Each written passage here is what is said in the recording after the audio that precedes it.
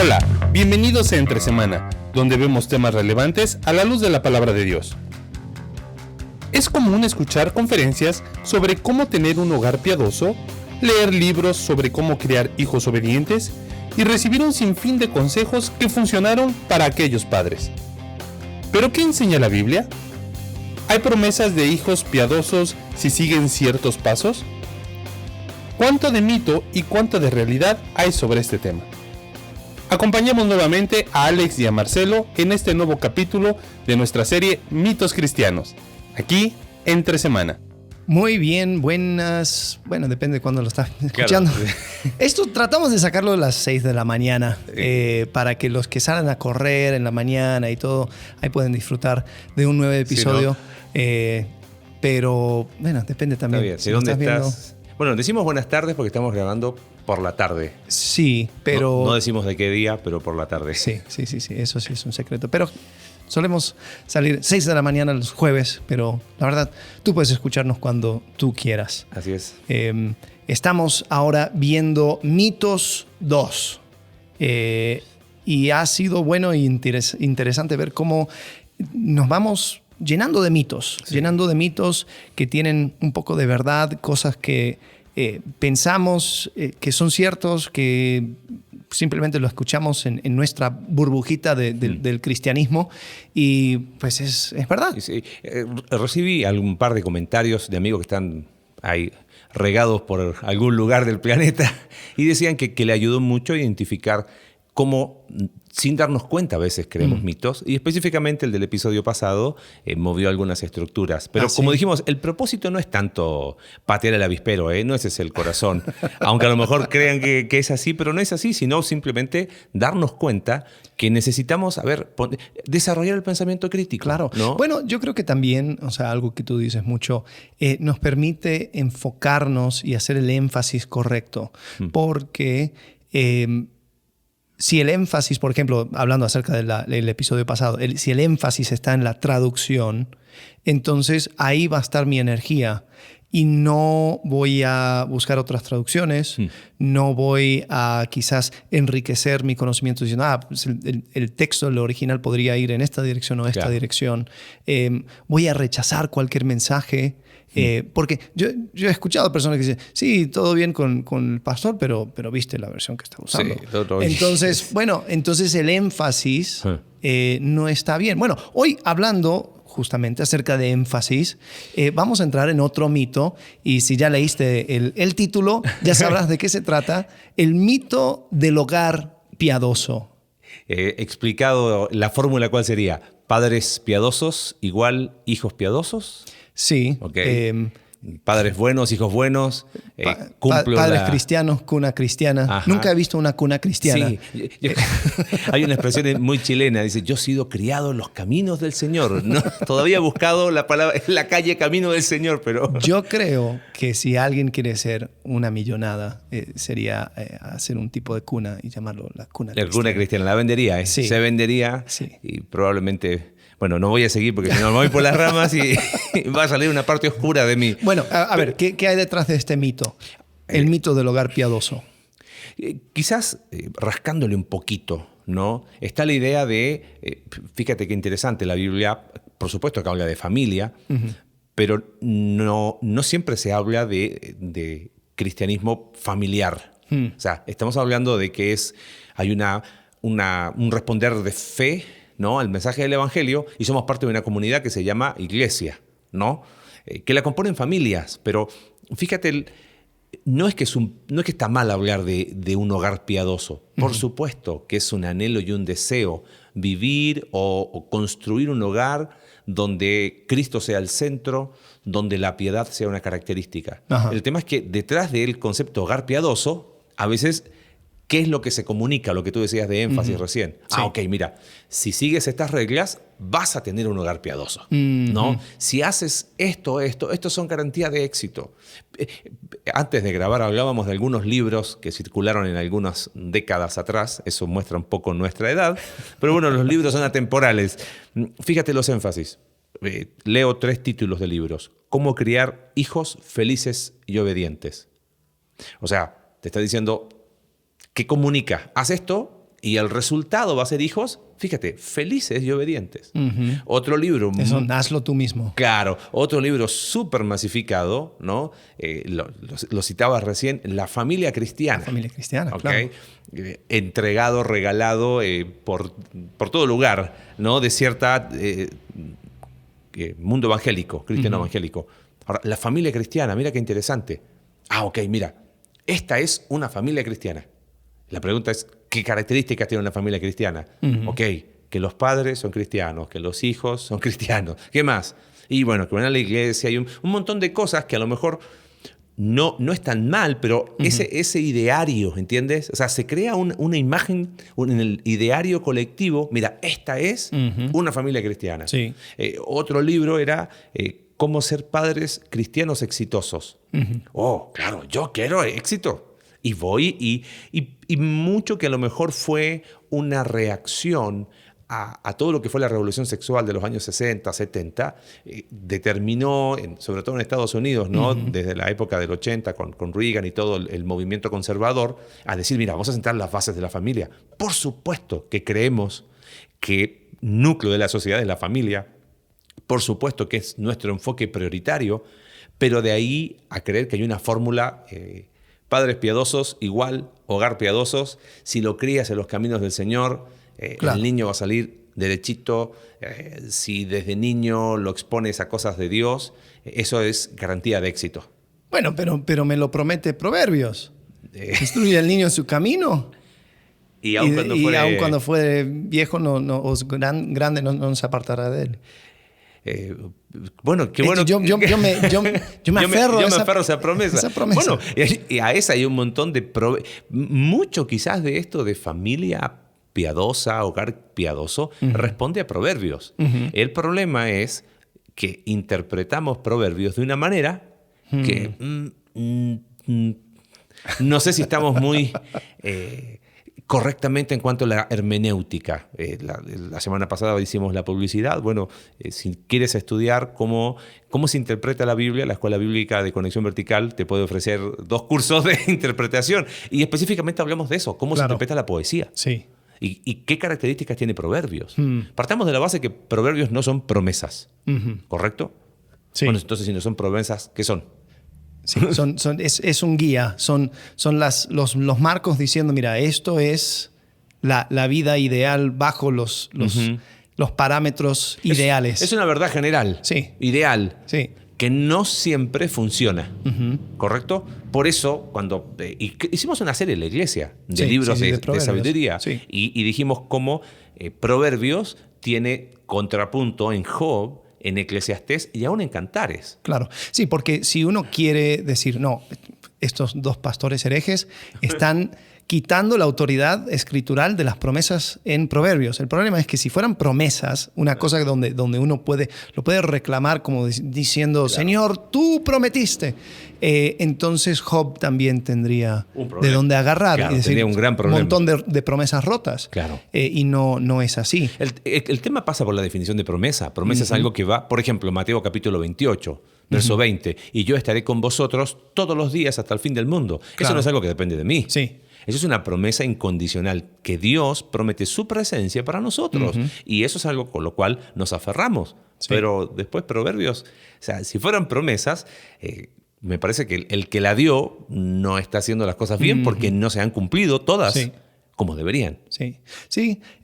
Ahora, un par de cosas que quizás una persona pensando en esto, que ya tiene toda su colección de libros de cómo tener hijos piadosos y tener un hogar piadoso, pensaría, número 1, a ver, ¿cómo es que tú me vas a decir que no se puede tener hijos piadosos si para los ancianos es un requerimiento? Tito capítulo 1, versículo 6, el anciano debe ser intachable, esposo de una sola mujer, sus hijos deben ser creyentes, libres de sospecha de libertinaje o de desobediencia. Entonces, me están diciendo que esto está fuera de nuestro control. Entonces, ¿el anciano cómo hace? Si es que va a ocupar ese espacio, ahí es donde hay 2 problemas. Uno, el anciano que tiene su hijo desobediente dice, pero yo no tuve nada que ver con eso. Y después está quebrantando un principio de poder ser O sea, poder ser considerado como anciano. Tito 1. Tito 1:5. 1:5, ¿no? Aquí lo tengo. 6.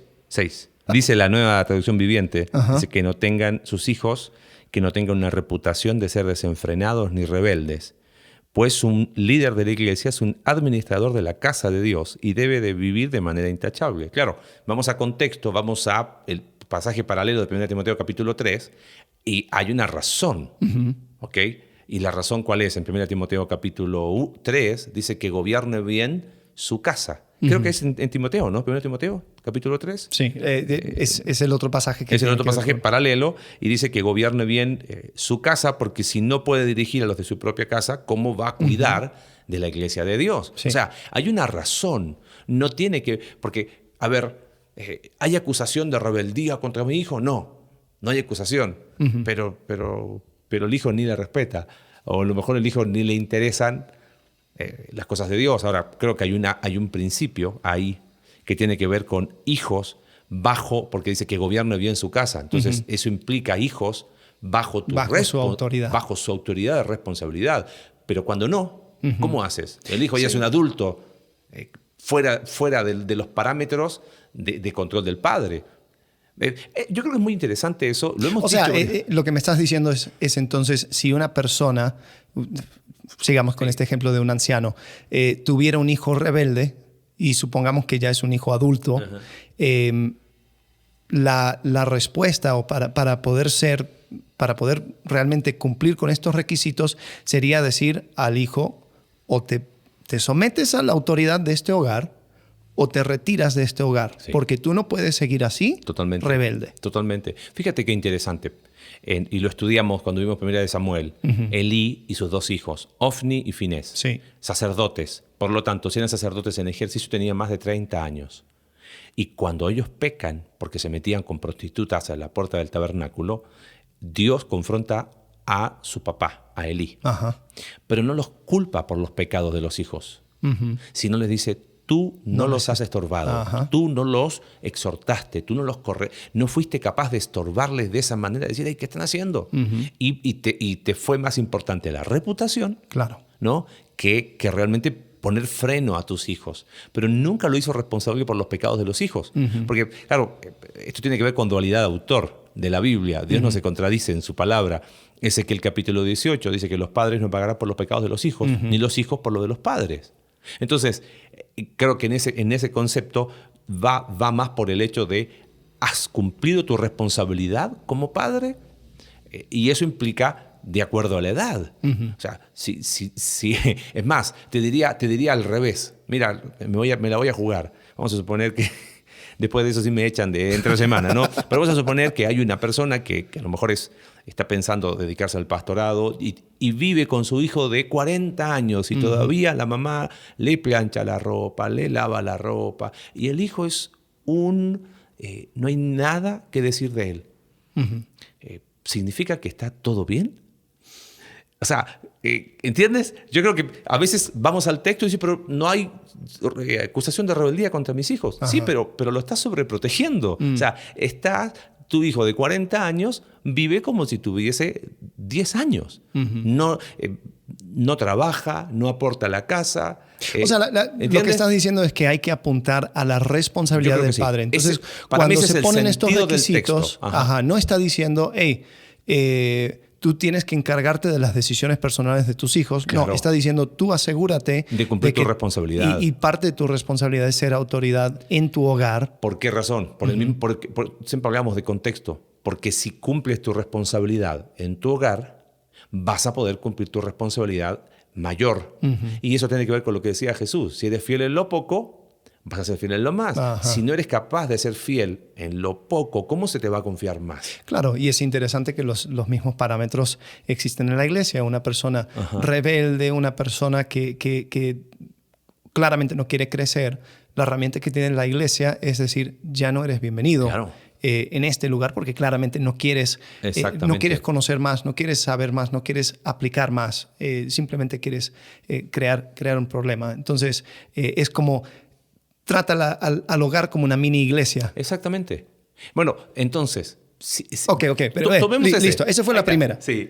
La segunda es esta. Marcelo, esos títulos de esos libros es para el mercadeo, es para que lo pongan en las librerías, para que 3 pasos para un auto funcional y lo pongan junto de 3 pasos para una familia exitosa. Voy a leer un párrafo de ese libro, fíjate, y mientras tú busca el otro. ¿Okay? No diremos los títulos de cuál es cuál, pero fíjate, dice, el propósito de este libro es el de ayudar a animar a los padres para que lleguen a la meta. Y fíjate, la meta de tener hijos felices y obedientes. O sea, la meta para un padre cristiano es tener hijos felices y obedientes.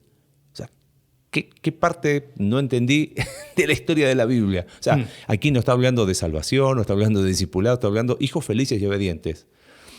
Estos son los frutos que Dios nos prometió. Mira, pon atención. Estos son los frutos que Dios nos prometió para nuestros hijos si nosotros seguimos su camino. O sea, si yo sigo el camino de Dios, hay una promesa de que el fruto que Dios prometió para nuestros hijos, si seguimos el camino de Dios, es que ellos van a ser felices y obedientes. Entonces, no solamente es para el mercadeo. Ojo, no significa que los libros no sirven de nada. Estoy diciendo que hay que, como dice nuestro buen amigo Jim, hay que tomar la carne del pescado y dejar al lado de las espinas. Pero ese es el problema, las cosas que comunican. O sea, cumple esta fórmula, hace esto. Por supuesto que la Biblia habla, vamos a hablar de eso en un momento, ¿no? En Efesios capítulo 6, de corregir al hijo, de criarlo en disciplina y amonestación del Señor. No estamos hablando en contra de eso. Por favor, no nos malinterpreten, ¿ok?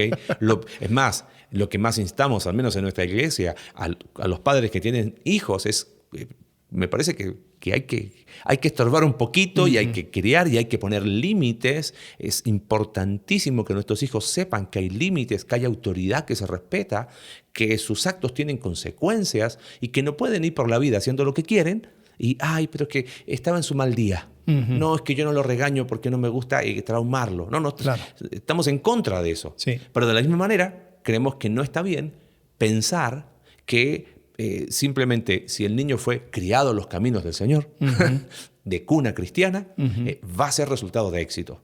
Para nada. ¿Cuál es el peligro con creer ese mito? No hacemos la chamba. ¿En qué sentido? En enseñarle porque piensa esto, el niño, de alguna forma, ¿qué significa que sea de cuna cristiana? Y que fue a la iglesia de niño, que participó en escuela dominical, todas las clases, todas las obras de teatro infantil, todos los musicales infantiles, toda la memorización de versículos. Pero no necesariamente eso es garantía de, si el padre no se relaciona con su hijo, si él no le transmite y no genera, no lo transmite, sino no establece una relación profunda donde el hijo pueda ver a Dios encarnado en su padre, hay un peligro. Entonces, si yo lo reduzco a una lista de las cosas que tengo que hacer, el peligro va por ahí. Dejo a un lado la relación con mi hijo. Yo lo llevé de niño y lo hicieron y los líderes del club bíblico siempre lo tuvieron ahí. ¿Qué pasó? Pregunta si se relacionaron. Ahora, haz lo que tengas que hacer, cumple tu responsabilidad y después los hijos son responsables de sus decisiones. Sí, y aún así yo creo que uno puede hacer todas las cosas bien y bien de verdad.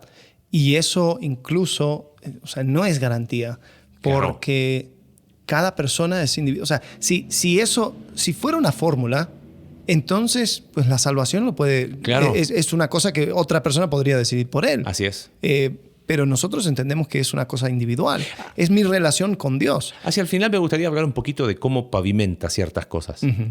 Porque si no entonces, si no sirve de nada la disciplina y la crianza y la corrección, ¿para qué lo hago? Total, si va a tomar buenas decisiones, va a ser por gracia de Dios. Y si va a tomar malas, bueno, ahí verá. No se trata de eso, pero me gustaría hablarlo un poquito más adelante. Porque dijiste algo recién, que me quedé ahí pensando un poco. Ok, al leer la frase del libro, el énfasis, haz esto, cumple esto, creo que los padres, y me incluyo, tenemos un problema de un deseo de control enorme. Entonces nosotros queremos al hijo bien educado, que diga siempre, por favor, gracias. Ojo, hay que enseñarlo, son modales de educación. Pero a veces tenemos un obsesivo deseo de control. ¿Y qué es lo que tú puedes controlar? La conducta. Entonces, al irme a la conducta, me desenfoco del corazón. Claro. Y el problema está que la raíz de los problemas, dice el Señor Jesús, no es lo que contamina al niño, es lo que sale de él, sale de su corazón. Entonces, por supuesto que tiene que ser enseñado y tiene que aprender modales de educación. Eso es básico. Pero a veces quiero controlar, quiero mostrar a mi hijo como mi trofeo, ¿ves? ¿Viste? Claro. Mira qué lindo que es. Todos dicen que es bien portado. Es bien portado y ya más grande. Y hay padres que siguen, ¿cómo se llama hablando de sus hijos ya viejos, y es como que son sus trofeos de victoria. Los hijos no son trofeos de nada, son una herencia que recibimos del Señor, pero no es nuestra. Ahora, el problema va por ahí, conducta. Hay un énfasis exagerado en conducta. Conducta es el resultado de un corazón transformado. Si no pasa eso en el corazón, no saco nada con enfocarme en conducta. Eso tiene su lugar en los primeros años del niño. Sí. Claro, ¿cómo hace para explicarle a un niño de 2 años, sentarse y explicar el Evangelio? Está complicado, claro, ¿no? Lo conductual va orillando. ¿Por qué? Porque el niño aprende, me adelanto lo que iba a decir, aprende que si hace algo malo va a haber consecuencias. ¿Y acaso el Evangelio no habla de eso? Que hay límites, sí, que no puede ir por la vida pateando al hermano o a la hermana, que eso está mal y que eso tiene consecuencias, que tiene que ser responsable de sus actos aún desde edad temprana. El Evangelio comunica eso. Una vez estaba en El Salvador y de esas reuniones raras me metieron a hablar a una reunión de mujeres, ¿ok?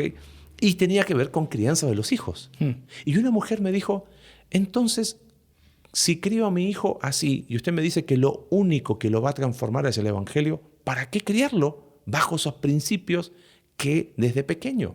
Y dije, bueno, es que, mi respuesta fue la que acabo de decir, de alguna manera pavimenta el camino porque el Evangelio va a hablar de que sus hechos tienen consecuencias, de que traspasó límites y que Dios hizo una obra y la cual yo la creo.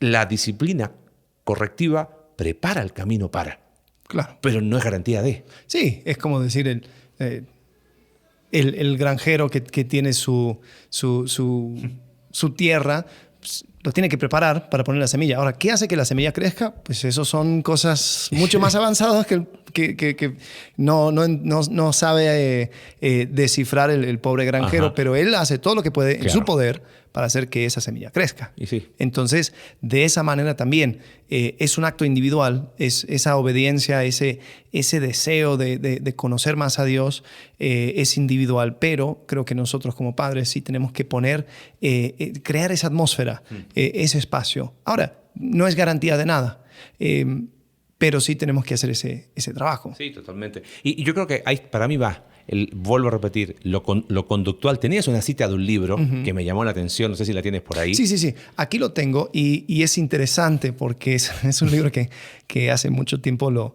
leí y creo que esto revela uno de los problemas de estos libros, porque nosotros no tenemos una fórmula para tener hijos exitosos, hijos piadosos.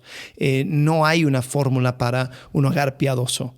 Y cuando lo buscamos, desafortunadamente, porque hay muchas personas que lo buscan, siempre van a haber personas deseosos de dártelo. Claro. Y cuando te lo dan en un contexto cultural, en un contexto temporal, en un contexto... O sea, nosotros como matrimonio hicimos esto con nuestros hijos y nos resultó. Repítelo tú. Exacto. Okay. Y además, o sea, vas para atrás 200 años, ¿quieres hijos piadosos? Asegúrate de golpearlos cada segundo día. O sea, hay cosas que van cambiando con el tiempo. Entonces aquí tengo algo de este libro. Dice, muchos padres bien intencionados le dan su sueldo completo a sus esposas, quienes les entrega de vuelta una asignación fija para gastos personales, en forma muy parecida a cómo se trata un niño. Esta práctica de que la madre sabe mejor muestra que un esposo tiene un alto concepto de su esposa, pero para los hijos tiene también el significado de que papá es nada más que otro de los chiquillos tontos de la familia. Y lo mejor viene aquí. Dice, esta confusión de los papeles de padre y madre tienen efectos desastrosos en los hijos, a causa de que muchos padres de ahora lavan los platos, bañan al bebé y realizan otras tareas tradicionalmente femeninas. Sus hijos varones a menudo no saben lo que significa ser un hombre. Si el padre y la madre hacen las mismas labores, el hijo no tendrá o no tiene una imagen clara del padre y de la madre. No es de sorprenderse que haya tantos niños y niñas que mezclan sus papeles en la vida posterior. Wow, sin comentarios. Te digo algo, o sea, lo comentábamos antes de empezar el episodio, pero hasta dónde, no justifico, pero hasta dónde uno encuentra razón en la reacción negativa hacia todo lo que es la sociedad patriarcal, ¿no? Porque lamentablemente hemos hablado tanto esta visión pendular de la historia. La historia es cíclica, pero es pendular. Generalmente se va a un extremo del péndulo y hay una sobrereacción. Claro, esto fue una sobrereacción a toda la revolución sexual de los años 60, 70. Se lee esto ahora y dice, claro, ¿ves? Esa es la sociedad homofóbica, porque lamentablemente, ¿no?, se estereotipa algo y otra vez, ¿ves? La conducta. ¿De qué está hablando? Todas cosas conductuales. Sí. La conducta es el resultado del corazón. Totalmente. Y pobre el papá que está luchando con un hijo que está teniendo algunas cuestiones de identidad sexual y lee este libro y dice, ay, es porque lavé los platos. Claro, sí, pero totalmente. No tiene nada que ver. Y el problema es que este autor, desde su parecer, desde donde estaba parado, desde el rincón del cristianismo donde él estaba, llega a una conclusión y llama al libro La familia cristiana. Claro. Entonces una persona lee esto y dice, esto es la familia cristiana. Entonces tenemos que derribar ese mito. La familia cristiana se ve de muchas diferentes formas y van tomando un montón de diferentes estrategias para implementar lo que ellos creen que Dios les está diciendo en la Biblia. Ahora, no podemos tomar una simple interpretación que existe en un libro y decir, esto es la familia cristiana. Yo he escuchado personas decir, a los varones, a los niños varones, hay que ponerles cosas, intelectuales, como música y todo lo demás, pero hay que compensarlo también con deportes porque si no, adelante puede haber problemas. No, y ese es el problema de estereotipos. Y bueno, tuvimos una serie de unos talleres en la iglesia que hablamos bastante de lo que es sexualidad espiritualmente sana, ¿no? Creo que fue así, algo por ahí. Y veíamos de eso, del peligro de los estereotipos, de pensar que los estereotipos determinan tu identidad sexual. Pero bueno, estamos yendo por las ramas, pero no importa, eso es un podcast, para eso es. Pero volviendo al tema inicial, el mito tiene que ver con que no existe una fórmula mágica, ¿correcto? No existe siga estas reglas y tus hijos serán felices y obedientes. Haga este tipo de cosas y su familia va a ser una familia cristiana. Pero entonces, ¿qué sí hay? ¿Qué es el espacio o cuál sería el desafío? Pensando en los que quizás nos escuchan y son padres, bueno, entonces, ¿qué me queda? ¿No? Dejo a mi hijo así a ver qué hace, sí. ¿no?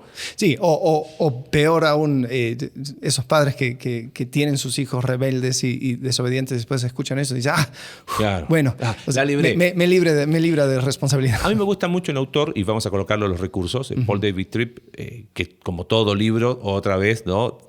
Siempre hay ciertas cosas que a veces uno no puede no compartir, pero hay dos de sus libros. Uno se llama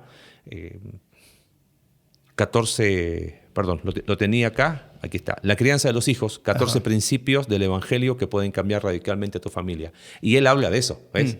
La transformación que hace el evangelio. Y el contenido del libro está muy interesante, habla de la ley, de la gracia, de cómo uno tiene que aprender a reconocerse incapaz bajo los propios recursos y de que el conductismo como tal no va a llevar a ninguna parte. Habla mucho del énfasis en la identidad y de que al final la crianza es un proceso y es un proceso que es distinto a distinta época de vida. Habla de que no podemos ser ciegos que guiamos a otro ciego. Entonces se enfoca primero en los padres, ¿no? Y eso se me hace muy interesante. El mismo concepto lo transmite, no recuerdo el título ahora del libro, Edad de Oportunidad. Es el otro libro en cuanto a crianza de adolescentes. Sí. Y es muy interesante porque en ese capítulo Tripp lo primero que hace es, quiero hablar primero a ti, papá. Y dice, mira, a veces en tema de hijos tiene que ver más con fantasmas y temas del papá, de la mamá, que quieren proyectar en sus hijos lo que no fueron, etcétera, etcétera, ¿no? Pero me llamó la atención algo que dice Tripp ahí, y él dice, nosotros recibimos hijos totalmente dependientes nuestros, ¿correcto? Y el desafío es quedarnos sin trabajo, pero no para hacerlos independientes, sino para hacerlos dependientes de Dios. O sea, el quedarnos sin trabajo en el sentido de que no dependan más de nosotros. Tu papá, me encanta lo que dice, es pasar de ser padre a después ser consejero, sí. ¿no? Acompañarlo, que tu hijo en edad adulta sepa que cuando está en una situación conflictiva, su primer consejo sea papá. Eso habla de que se estableció una relación que caminó hacia allá, ¿no? Pero si no está el evangelio de por medio, va a ser muy difícil. Yo creo que eso es, o sea, cuando cada individual dentro de la familia está comprometido con el evangelio y vivir lo que implica el evangelio. Si Cristo me salvó, si el Espíritu Santo mora en mí, entonces, ¿qué? Eso es lo que va construyendo, entre comillas, la familia o el hogar cristiano. Claro. Es el conjunto de individuos comprometidos con el evangelio. Ajá. Y creo que cuando entendemos eso, ya nos... O sea, quiero asegurarme de que no nos quedemos simplemente con todos los libros acerca de crianza de hijos. Por eso no sirve de nada. Mencionamos un par de recursos que están buenos también. Pero, o sea, decir, sí, todas estas cosas están bien, o sea, úsalos, o sea, aprende. Hay un montón de cosas para aprender. Desafortunadamente, la paternidad no viene con manual y tiene su lugar. Pero no creas por un segundo de que sigues estos 3 pasos y tienes garantizado, claro, y espiritualizado, así como tú leíste, ¿no? Peor aún, diciendo, estos son promesas de Dios. Sí. Porque cuando tu hijo te sale rebelde, cuando desafortunadamente tu hija por decisiones propias va alejándose y tú dices, yo hice todo lo que pude a mi alcance y Dios me falló, porque Él me prometió algo. Vamos más todavía. El Padre perfecto es Dios. Y mira los hijos que tiene. Entonces, si hablamos de una regla perfecta, entonces me parece que el Padre perfecto no la está aplicando. Si hubiese una regla infalible, el Padre perfecto me parece que no la está ejecutando. Entonces, si queremos tener un modelo de padre, es Dios. Y Él nos estorba y nos deja las cosas claras como son. Pero no podemos establecer que sigue esta fórmula. Yo creo que mucho del espíritu de esta serie hay fórmulas que no van. Perdón, me acordaste de un versículo. Ahora, en este momento estamos pasando por una serie en Oseas. Y Oseas capítulo 11 dice, desde que Israel era niño, yo lo amé. De Egipto llamé a mi hijo, pero cuanto más lo llamaba, más se alejaba de mí. O sea, ¿Y ahí cuáles son las promesas? Claro. Entonces, sí, lo que dices es correcto. Es interesante, para tomar un termómetro, ¿no? Le preguntaron al autor de este libro, de Paul Tripp, en el de la crianza de los hijos, cuál era el pasaje más importante, quizás, de crianza de los hijos en la Escritura. Y él dijo, para muchos es Efesios capítulo 6, dice, pero me gustaría darte uno distinto. Y él habla de Mateo 28 en cuanto a la gran comisión y el discipulado. Y él lo define así. Dice, nuestro trabajo es hacer todo lo que esté a nuestro alcance como instrumento usado por Dios para animar y entrenar a nuestros hijos a que voluntaria y gozosamente vivan como discípulos del Señor Jesús. O sea, llega un momento en que sale la contención. Si todo sigue su curso, bien. Pero quizás preguntémonos como papás, si no fuera por nosotros, ¿serían nuestros hijos, como dije, voluntaria y gozosamente miembros de la iglesia donde nos congregamos? ¿Sería voluntaria y gozosamente parte del grupo de jóvenes? Claro. ¿Estaría? Sí. Desafortunadamente hay una estadística que muchas veces lo tiran para hablar en contra, por ejemplo, de la universidad. Dicen, no, es que 80% de los jóvenes cuando salen de sus hogares y de sus iglesias se vuelven ateos o se alejan de Dios. Y eso habla muy mal de las universidades. Yo digo, bueno, quizás hablan peor de las iglesias y de los hogares, que se enfocaron tanto en conductismo, claro, en asegurarse de que mi hijo cada 8 días está en la iglesia sentado, sí, pero con una cara de que no quiere estar. Obviamente el momento que le das una oportunidad para no estar, obviamente el momento para que cuando le des su libertad va a decir, de aquí salgo. Y ya está. Entonces no es tanto donde se fue. Es de dónde vino. De dónde, exactamente. Mucho para seguir profundizando, mucho para seguir viendo qué hay, pero creo que es bueno terminar con esa palabra de esperanza, ¿no? En este libro de Dad Oportunidad de Tripp, él define familia como la comunidad primaria de aprendizaje. Y creo que eso es algo que no tenemos que olvidarnos nunca. No es el lugar donde se hace el pastel perfecto. Ahí está mi hijo, mira, qué lindo que es, perfecto. Es la comunidad de aprendizaje donde todos, padres, hijos, si hay más familia empleada, vamos aprendiendo de las dinámicas del Evangelio.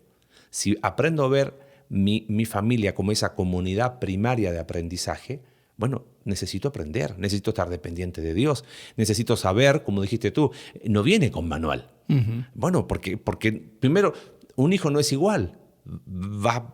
Son dinámicas cambiantes a medida que crece, y después viene un segundo y uno dice, ojalá que este salga más tranquilo, y sale peor o diferente. Sí. Y a veces los padres quieren, no, pero yo los crié a todos iguales. Cuando un padre dice, es que yo crié a todos mis hijos iguales, foco amarillo. Porque significa que no fue capaz de reconocer las cosas que hicieron únicas a sus hijos y quizás la pasó por alto. Hay esperanza, pero la esperanza no es tener hijos felices y obedientes, no es en la familia cristiana, sino la esperanza está puesta en Dios y en la obra de Dios en nuestros hijos. De alguna forma, nosotros, si vemos eso como comunidad de aprendizaje, hoy se dice que los maestros son facilitadores, ¿no? Que tenemos que llevar al alumno a que pueda aprender y facilitar ese aprendizaje. De alguna manera, creo que cuando nosotros somos facilitadores espirituales, el hijo no necesita a lo mejor gran instrucción doctrinal. Aprendió en casa las verdades básicas del Evangelio porque lo vio los padres. Ya después lo que él haga con eso, por más que nos gustaría, claro, no podemos controlarlo. Así que la próxima vez que ves un libro que se llame algo parecido a 3 pasos para un hogar feliz y piadoso, asegúrate que quizás hay algo de mito ahí. Entonces, lo que nosotros buscamos hacer es eso, crear ese ambiente, mostrar una dependencia del Evangelio y por medio de acción y mucha oración, orar de que nuestros hijos también vean eso, vean nuestros ejemplos y quieran eso lo que nosotros un día entendimos. Así que bueno, nuevamente, gracias por acompañarnos. Nos vemos próximo jueves. El mito de... No, mejor no, dejémoslo ahí. Sí. Adiós. Gracias por acompañarnos en un capítulo más de Entre Semana. Recuerda que puedes seguirnos a través de nuestra página web Iglesia Conexión Vertical /Entre Semana, Spotify, Apple Podcast y Google Podcast. Hasta la próxima.